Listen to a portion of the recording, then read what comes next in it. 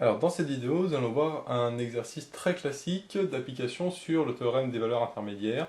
C'est plus un exercice niveau post-bac, mais on peut très bien voir cet exercice en terminale. Donc ici, on nous donne une fonction f continue sur 0,1 à valeur dans 0,1.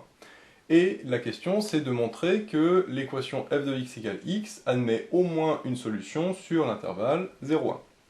Alors dans la formulation de la question, déjà, on est invité à utiliser le théorème des valeurs intermédiaires, ou en tout cas quelque chose qui y ressemble, puisqu'on nous demande de montrer qu'une certaine équation admet au moins une solution. Ce genre d'énoncé, qu'on retrouve assez souvent au bac en terminale, à chaque fois, ce genre de question se résout avec le théorème des valeurs intermédiaires. Ici, on va voir que c'est le même principe, mais un peu plus compliqué, mais on est bien sûr dans le même ordre d'idée. Déjà, on peut voir graphiquement qu'est-ce que ça veut dire, cet énoncé. On peut le traduire graphiquement de la manière suivante. On est sur l'intervalle 0,1. Ça ne sert à rien d'aller plus loin. Et en plus, on nous dit que la fonction f est à valeur dans 0,1. C'est-à-dire que f de x, pour tout x appartenant à 0,1, f de x appartient à également l'intervalle 0,1. Donc là, on a 0,1. On peut faire ici 0,1, donc à peu près par là, avec à peu près la même échelle. Et donc on sait que f n'est défini que là-dessus, et f de x appartient à ça. Donc finalement, tout est dans ce carré-là. Tout se passe dans ce carré-là, entre l'origine et le point 1, 1. Avec ici les deux autres fonctions. Et on a une fonction f qui va d'un point à un autre, donc qui est continue en plus, donc par exemple qui va partir d'ici et qui va arriver ici. Là, je vais faire un exemple, hein, c'est plus vraiment pour voir l'exemple. Et nous, on veut que la fonction f de x égale x admette au moins une solution. Donc f de x égale x, c'est-à-dire que la fonction coupe la droite d'équation y égale x. Puisque x, c'est comme y égale x. Or, y égale x, c'est une droite qui passe par 0, 0, mais aussi par 1, 1. Et donc, si je la trace, ça va me donner ça. Et donc, la question revient à montrer que la fonction coupe au moins une fois la droite d'équation y égale x. Ici, on voit que c'est le cas, ça coupe qu'une seule fois. On peut très bien avoir d'autres fonctions qui coupent plusieurs fois, par exemple cette fonction-là, donc là qui respecte aussi les conditions, elle est bien dans le carré et elle est continue, parce que c'est les conditions qu'on a. Voilà. Alors, est-ce que c'est possible que, la fonction ne passe pas par la droite? Ben non, c'est pas possible, puisque ici, on est obligé de partir entre 0 et 1, donc par exemple on peut partir d'ici, et à la fin on est obligé d'arriver en 1 sur un des points entre ici et là. Et on voit que forcément on est obligé de passer par la droite d'équation y égale x. Si je passe pas, à ce moment-là, je suis par exemple ça, là on voit que c'est pas bon puisqu'il faut que j'arrive jusqu'à 1. Donc je peux faire tout ce que je veux, même arriver à la limite, j'aurai toujours à un moment ici, je vais un point où ça va couper la droite d'équation y égale x. Donc ça c'est plus graphiquement pour expliquer un peu le principe. Ça c'est, par exemple si en colle on est bloqué sur cet énoncé, le fait de traduire graphiquement, ça permet de montrer à l'examinateur qu'on a compris le principe de l'énoncé, et après c'est plus facile de démontrer, non pas graphiquement, mais avec du coup des théorèmes, etc. Donc ça c'est plus en termes graphiques. Ça peut aussi aider à trouver la solution. C'est pour ça que c'est toujours bien de faire un petit schéma. Ici, l'idée, ça va être non pas de résoudre f de x égale x, mais plutôt de résoudre f de x moins x égale 0. Pourquoi? Parce que le théorème des valeurs intermédiaires, c'est quand on a une fonction est égale à un chiffre, ça c'est ce qu'on avait vu en terminale, hein, c'est souvent on résout f de x égale 0, f de x égale 2, etc. Ben là c'est le cas, j'ai tout simplement à passer le x à gauche qui revient strictement au même. Du coup dans l'idée, ben, on va poser g de x qui est égal à f de x moins x. Pour tout x appartenant à 0,1, on pose g de x égale f de x moins x. Ce qui nous permet d'écrire, non pas f de x moins x égale 0, mais g de x égale 0. Et donc le théorème des valeurs intermédiaires va se faire, non pas sur la fonction f, mais sur la fonction g. Alors on peut faire directement le théorème des valeurs intermédiaires. C'est bien aussi déjà de voir deux cas particuliers, qui sont les suivants. C'est un peu ce qu'on avait vu graphiquement, c'est si si je refais le graphique, hein, c'est si jamais je pars vraiment du point ici à l'origine et que j'arrive au point ici à l'extrémité, c'est-à-dire le point 0, 0 ou le point 1, 1.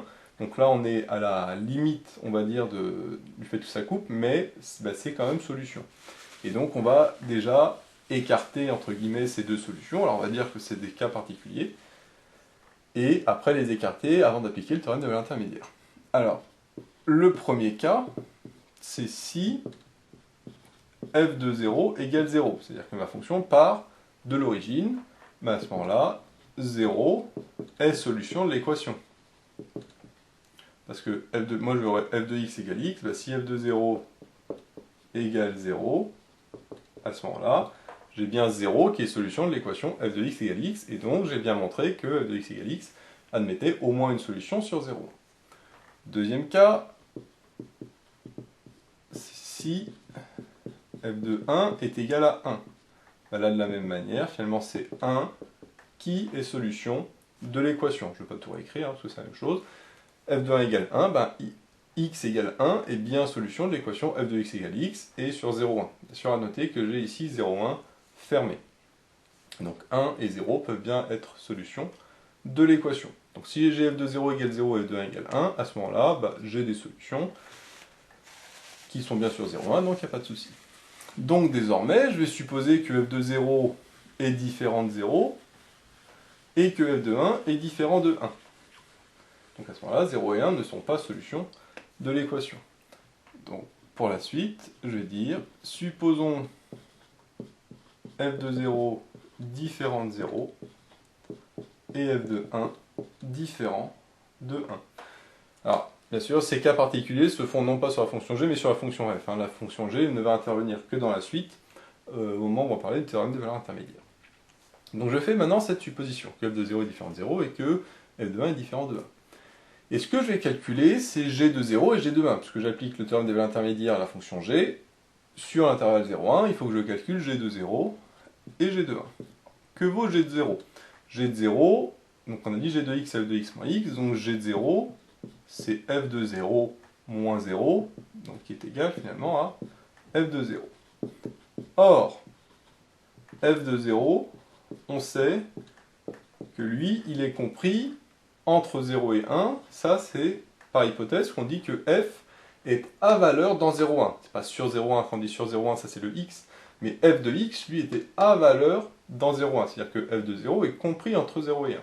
Sauf que j'ai supposé que f de 0 était différent de 0, donc là finalement ici, f de 0 est strictement supérieur à 0, parce que par hypothèse, f de 0 est non nul. Et donc f de 0 strictement supérieur à 0, donc comme g de 0 égale f de 0, et j'en déduis que g de 0 est strictement supérieur à 0 également. Parce que g de 0, f de 0 c'est pareil, f de 0 strictement positif, donc g de 0 strictement positif. De la même manière, que vaut g de 1 ?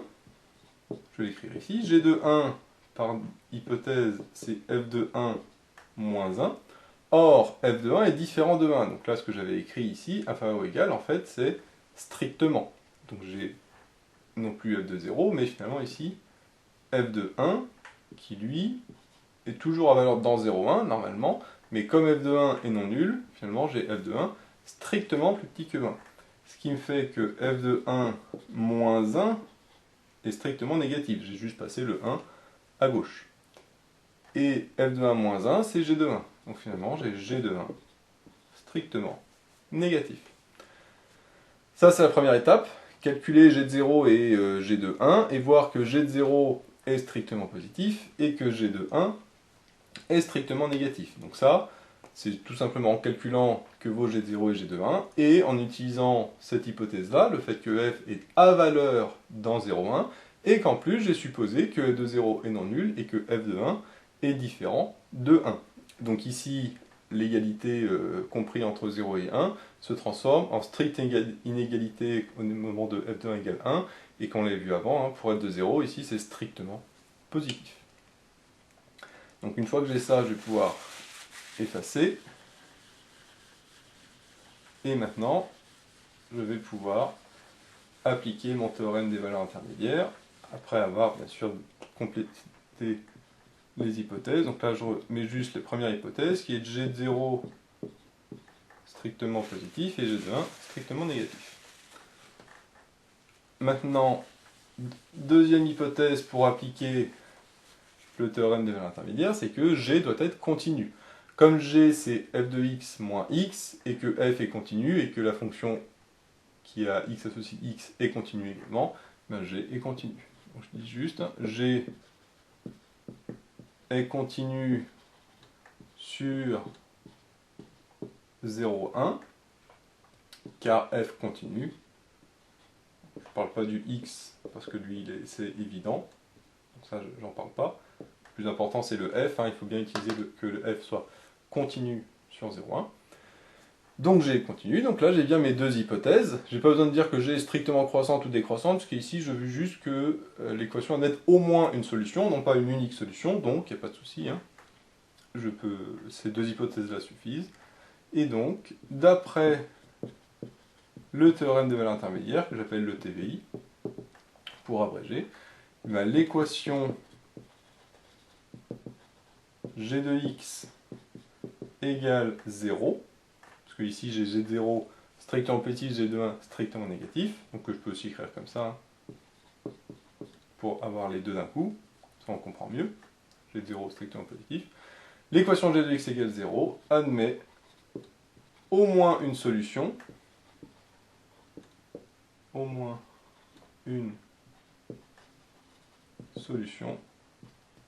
sur 0,1. Alors, je peux mettre sur 0,1 fermé, mais je peux même mettre sur 0,1 ouvert, puisque on a vu que G de 0 est strictement positif.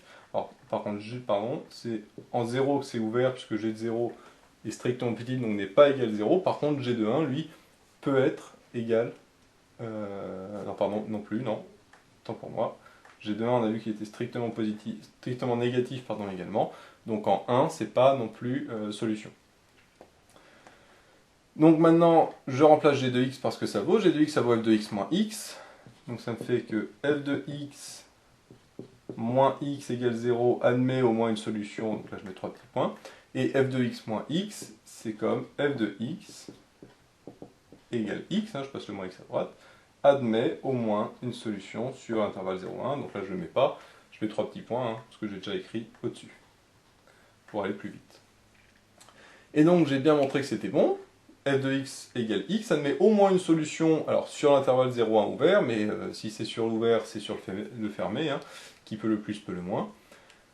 Et, bien sûr, si f de 0 est différent de 0 et f de 1 différent de 1, mais comme on avait vu, si c'est le cas, si f de 0 égale 0 ou f de 1 égale 1, à ce moment-là, j'ai bien aussi 0 ou 1 qui sont solutions. Donc dans tous les cas, l'équation f de x égale x admet bien au moins une solution sur l'intervalle 0, 1.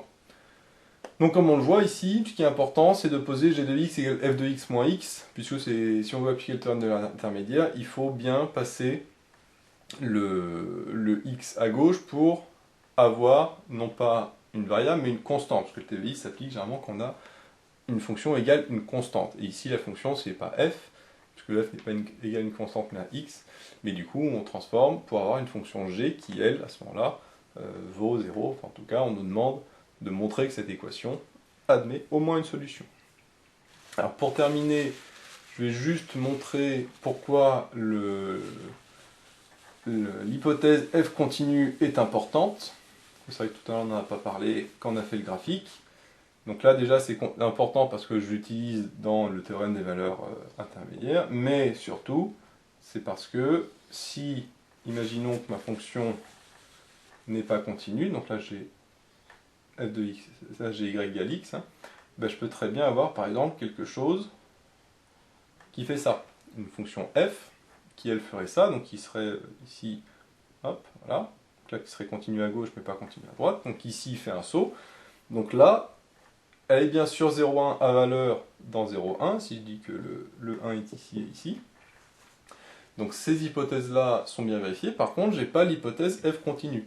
Et comme j'ai pas l'hypothèse f continue, on voit que je peux très bien ne pas avoir de solution. Là, l'équation f de x égale x n'a pas de solution, parce qu'on voit que la courbe de f, ici c'est la courbe de f, ne coupe pas la droite d'équation y égale x. Donc ça, c'est un contre-exemple qui nous permet de montrer que l'hypothèse f continue est très importante dans cet exercice. Bien sûr, cette hypothèse-là aussi, mais f continue est importante parce qu'on l'utilise ici et parce que, avec ce contre-exemple-là, on voit que l'équation f de x égale x n'admet pas au moins une solution. C'est possible que ça n'admette pas de solution si jamais la fonction n'est pas continue. Donc là encore, on voit que le graphique est important pour trouver un contre-exemple, par exemple. Donc ici, je ne sais pas ce que vaut l'expression de f, mais c'est pas grave, on voit que graphiquement, ça suffit pour avoir un contre-exemple. Donc voilà, j'espère que cette vidéo vous sera utile. N'hésitez pas à vous abonner pour être au courant des nouvelles vidéos qui sortiront. J'ai mis dans la description le lien vers l'énoncé de l'exercice, ainsi que vers d'autres exercices sur les fonctions. Et moi, je vous dis à bientôt pour de nouvelles vidéos.